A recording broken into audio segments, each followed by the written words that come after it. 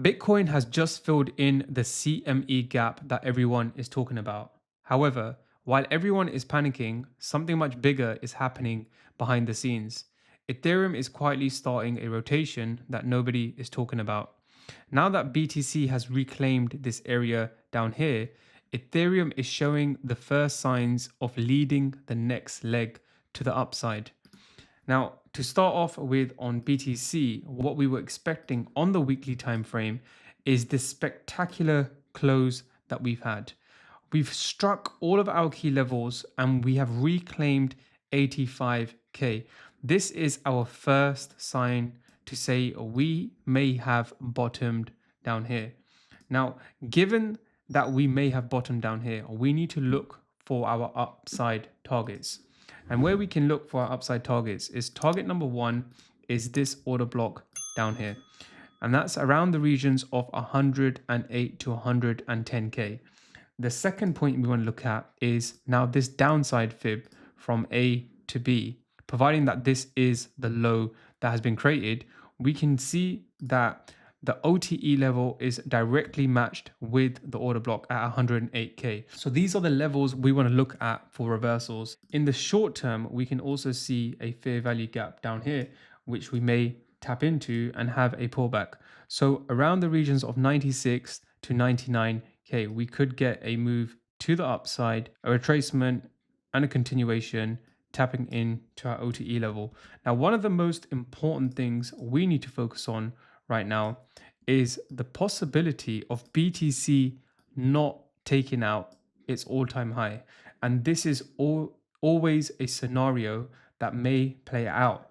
And the reason I am saying this is because if we get the move to the upside on BTC and we don't take out the all-time high, this leg to the upside could result in a lot of movement in the alts and a rotation in capital from BTC to our alts. And that could result in Ethereum and all the alts taking out all-time high and finishing the final bull run of this season.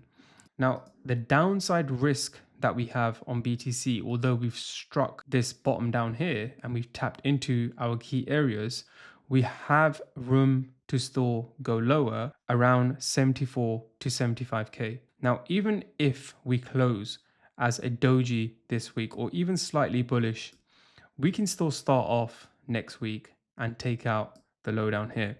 Or we may even get a low formed for this week and then a continuation to the upside the following week.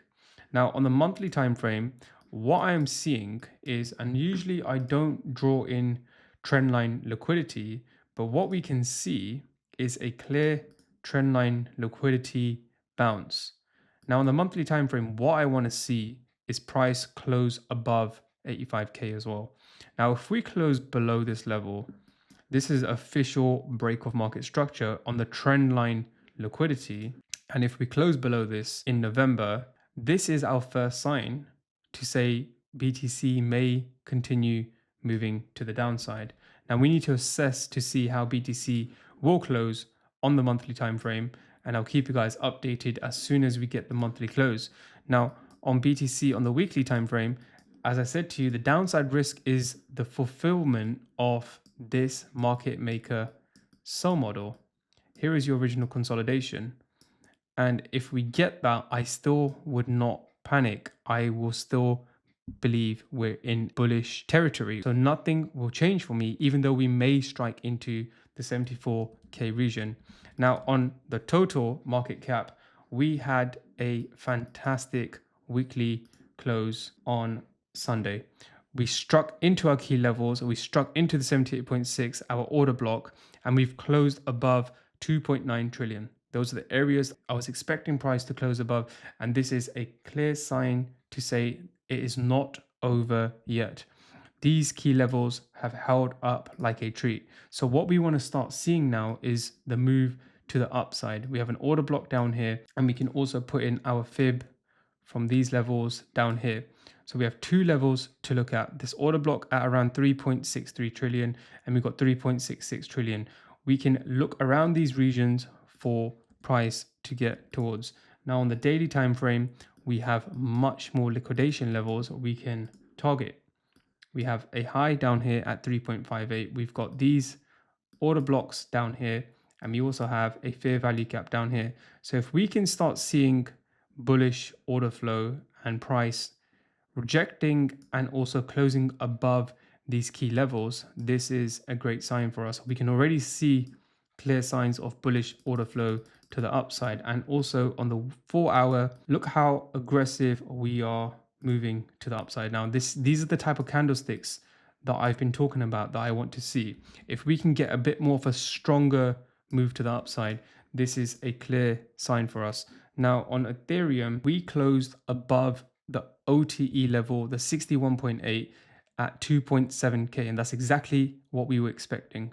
Now I called this in my channel a couple of videos ago. I want to see Ethereum strike 2.7K, and if we can close above this on the weekly and also above the order block on the weekly time frame, it's our sign to say it's not over yet.